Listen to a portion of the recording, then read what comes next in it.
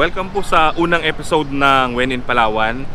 Ngayon pupuntahan po natin yung isa sa pinakamatandang puno dito sa Palawan, yung tinatawag naming Mother Tree.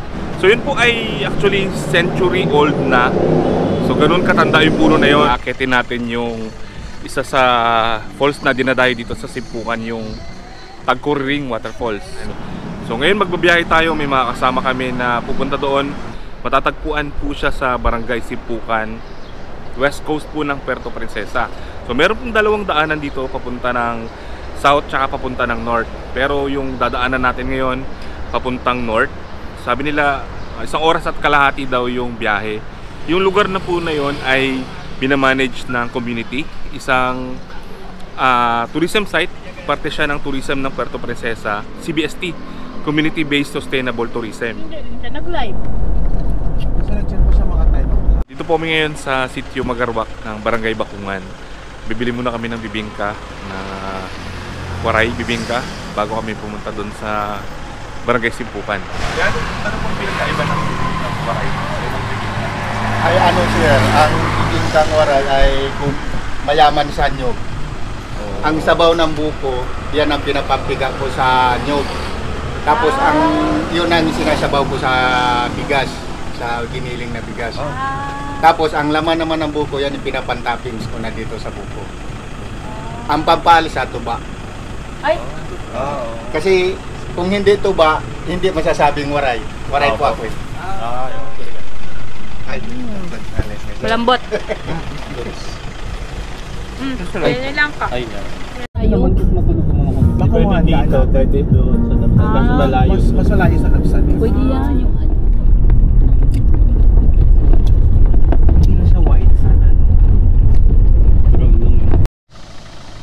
So hanggang dito na lang po yung sasakyan namin. Dito na po magsisimula yung paglalakad papunta ng Mother Tree. So galing po dun sa Sitio Bolwalan, may kalsada po papunta dito ng bundok. So dito tayo dadaan. So aabutin lang ng sasakyan yung putol na semento, tapos kailangan na po natin mag-register dito, tapos akitin na po natin yung bundok pumunta dun sa Mother Tree. So dito po pwede nyo i-park yung mga sasakyan kung may dala kayong mga motor, tricycle, 4 wheels. Palang may farm sa Kuya, gaano po kalayo yung papunta doon? Mga ilang oras po? 275 meters. 275. Opo. 275. Pakyat? Hindi naman. 275 lang yun, sir. 275. Malapit lang. So walang Para matanda yung Mother Tree. mas natato, no? Kaysa sa downstream ng Hindi mo ba napuntahan dyan? San Rafael? San Rafael. So magdala lang po kayo ng tubig kung aakyat kayo dito kasi medyo mainit, lalo na po ngayon summer. Tapos paalala lang po yung mga basura, dali natin siya pababa, huwag natin iwan sa bundok.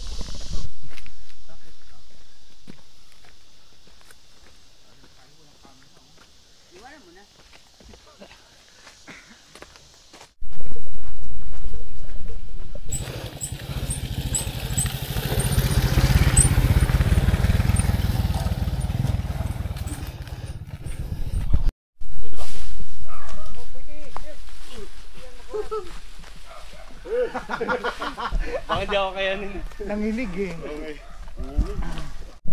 So dito po sa lugar na to marami tayong makikitang naglalaki ang mga puno. Tulad po dito sa isang puno ng balete. So napakalaki niya. Ayan. At ang taas.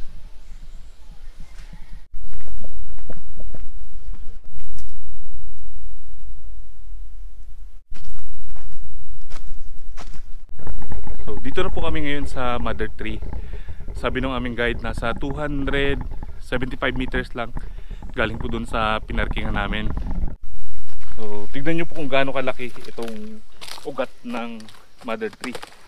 Halos lagpas na sa aking bewang. So ganito po siya kalaki. Ayan, so ganun na katanda itong puno na to. Ito po ay inaalagaan ng mga taga rito para hindi maputol ng mga illegal logger. So dito po may natural spring. Meaning si sir galing sa bundok. Sarap. Pwede kayong uminom.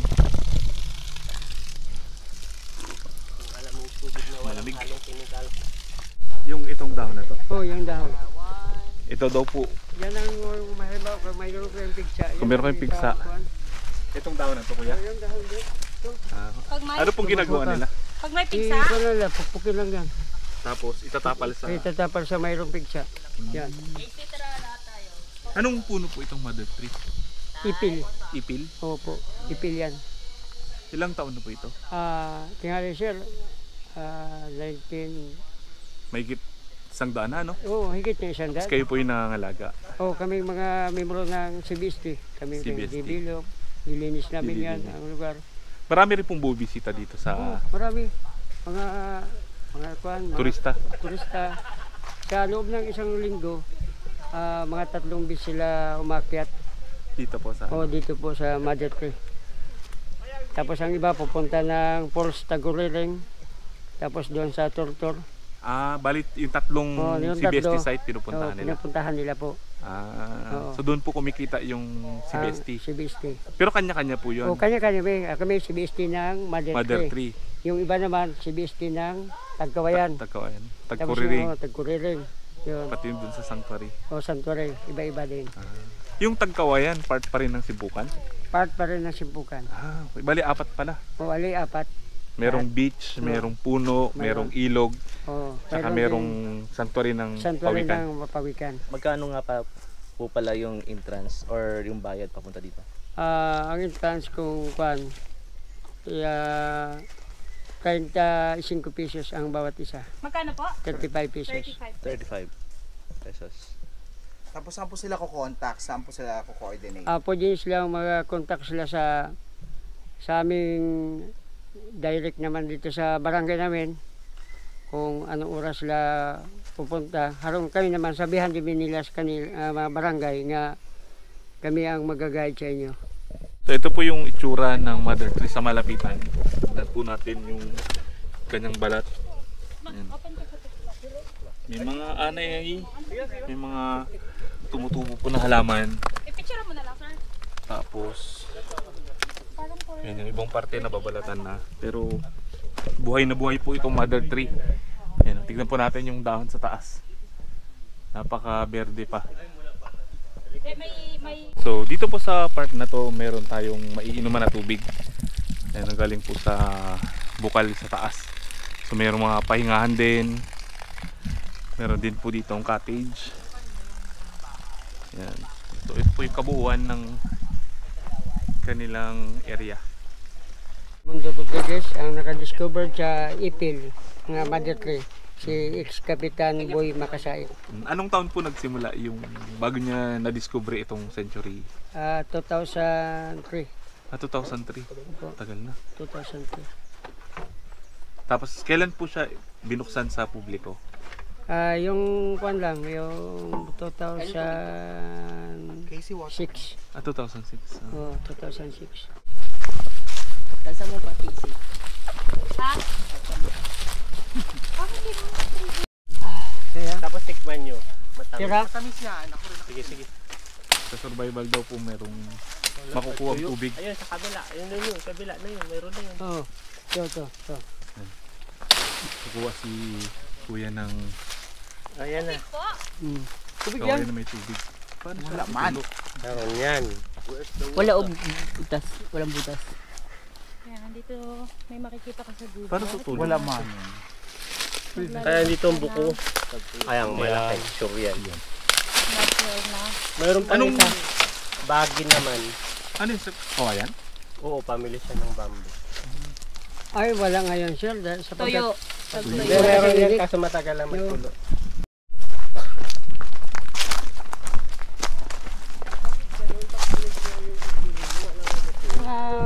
Maraming mga katala.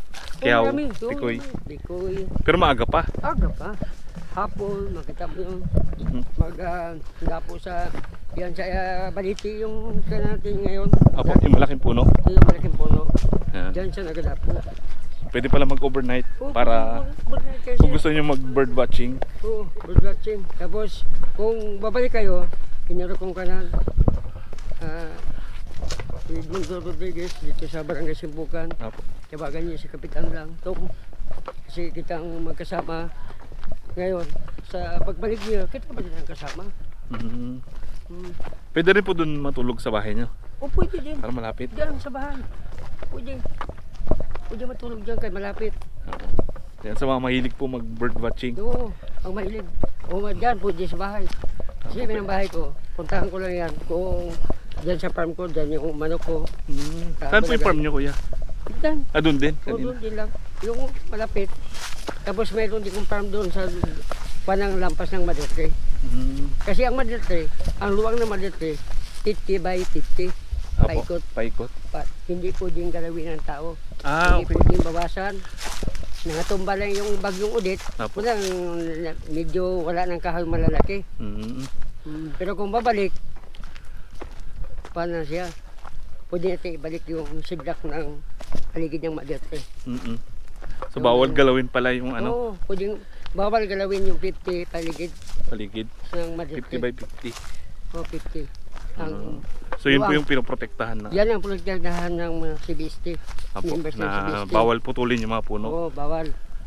Maliban lang kung yung pangit, Sa maka-disturbo gabal ng na. Maderte sa gabal, yun ang pinuputol lang. Tapos nililinis na lang. So, linisin. Ibibilog para nga maging maganda sa mga bisita natin. Apo. Mga ilan po yung buwibisita araw-araw dito? Araw-araw, sa loob ng isang linggo, sir, ang bumisita, depende, mayroong 10, mayroong 20, depende, mayroong biglaan din silang marami. Apo, minsan O konti minsan, lang. o ilan-ilan lang, isa, dalawa, ganun lang yun. Malimit, dalawa talaga. Ang papasok. Pasulpot-sulpot lang Oo, pala. pasulpot.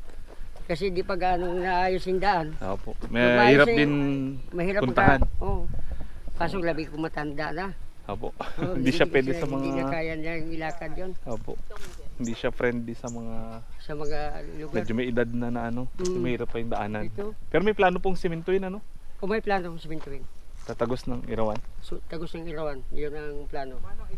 O si Archie Barone, the Archie Barone Vlogs.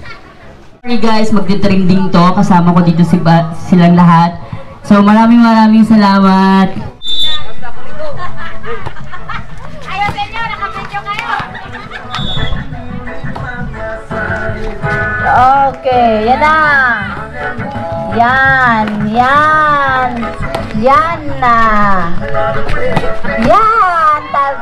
Lunch muna kami dito kila Kapitan. So, ang ganda po dito. Pwede kayong maligo sa kanilang natural pool. Ayan, makita natin dito sa baba.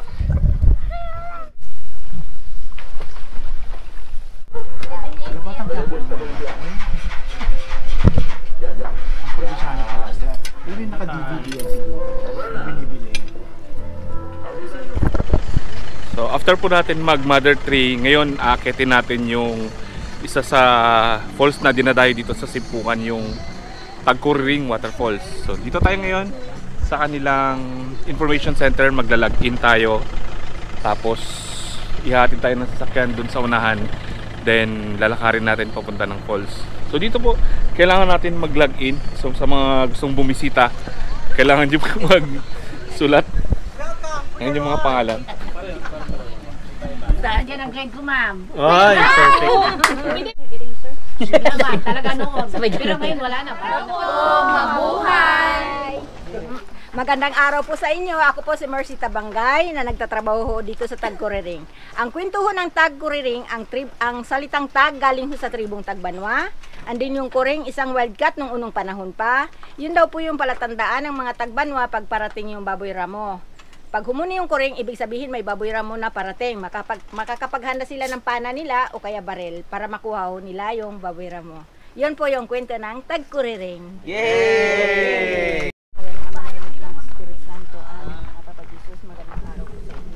Maraming salamat po sa pinadala ng mga tao sa amin bilang kayo mga bisita po sa Tagkuriring. Sana po patuloy na po silang pakaingatan hanggang sa sila ay makauwi sa amin. Amen. Amen. Ito po ma'am yung ano ho namin dito. Unang-una po yung basura po natin. Iipunin ho natin. And then bawal ho doon, mayroon ho kasi kaming mataas, bawal ho maglundag. At iingat po, doble ingat po kasi may part minsan na madulas. Yung gitna ho namin may part na madulas pag naanuhan. Mas maganda ho doon pag medyo nakapaa para nakakapa ho kung medyo madulas siya or hindi. Ingat lang po. And then bawal din po yung sa English yan, yung vandalism. Yung magsulat-sulat sa bato, bawal po. Yun lang din po yung bawal namin. Ingat, bawal, hindi, pagkain pala doon sa batuhan.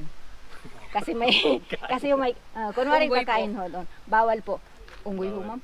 Maraming unggoy. Sa ngayon, ma'am, dyan po sa amin wala. Pero may unggoy dito sa Sibukan. Kaya lang po, dyan po sa Tagkuriring, wala ho. Wala ho sa Kakahuyan lang po, ma'am. Yan lang po, ma'am. Maingat lang po. Mga agaw kasi ng pagkain. Wala ho, sir. Wala ho. Wala ho mga agaw. Ingat lang po tayo. Mayroon yung, ano tawag dito? May hawakan ho tayong lubid. Ay! Okay na po ba? Kasi nandito po din kasama. Dali lang po, nag-video pa sila. Let's go! Pag may nakita kayong plastic na black, ibig sabihin yan may tanim sa puno na bago. Opo. Hindi na rin namin tayo. Aso nilagyan nyo na talaga din ng mga tali. Hawakan ho. Ito po maghawak yung ano kasi medyo mahirap minsan magbaba. Kaya nga mataas ba pabalik. Ano lang po, kaya lang kung medyo hindi kaya.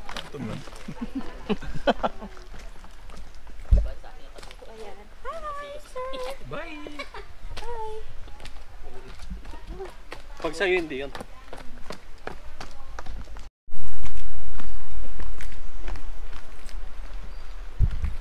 Sir, kung napapansin ho ninyo yan yung mataas na yan, mahaba na yan, na may dahon siyang maliliit, yan ho ang tawag sa amin ay yantok. Yan ho ang ginagamitan yan. Oho, yan ho ang ginagamitan yan ay pantali sa pawid, sa pangatip sa bahay, o kahit sa mga kahoy, pwede rin siyang itali. Oho, andin yung pinakadulo niyan, na katulad namin nakatira dito sa bundok, pag wala ho kaming pang-ulam, pwede hong ulamin yan. Yan ho ay kinukuha yung pinakatalbos, pinakaubod niya, and then iihawin siya. Pag inihaw siya, bibiyakin siya ng 4 na parting ganyan para kunin ho yung pinakamatigas sa ibabaw. Yung malambot sa ilalim, yun ho yung gagayat-gayatin, ilagay sa mangkok. Lagyan ng asin, ng suka, at saka kaunting magic sarap. Ulam na ho. Yun lang ho, ganun lang po siya. Yan yung ubod ng palas. So galing po doon sa parking area, bababa kayo dito sa mga kakahuyan. Mga 2 hanggang 5 minuto daw pababa. So dito pa lang po nararamdaman na natin yung lamig galing po doon sa falls. So tingin ko medyo malaki yung falls na to kasi malamig po yung breeze dito sa area na to. Ginawa lang po nila dito ng mga lubid na hawakan kasi medyo matarik yung pababa ng bundok. Tapos sa baba may mga facilities sila, may mga cottages. Dito maganda sa Tarala. Mas maganda yung location nito.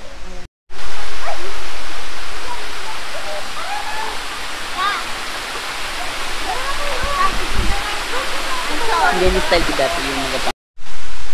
So ngayon medyo mababaw po yung tubig. Kaya medyo mahina po yung pagaspas ng falls. Pero pag tag-ulan daw medyo mataas. At malakas yung pagbagsak ng tubig dyan. So akitin pa natin dun sa taas konti para makita natin yung top view nitong falls na to.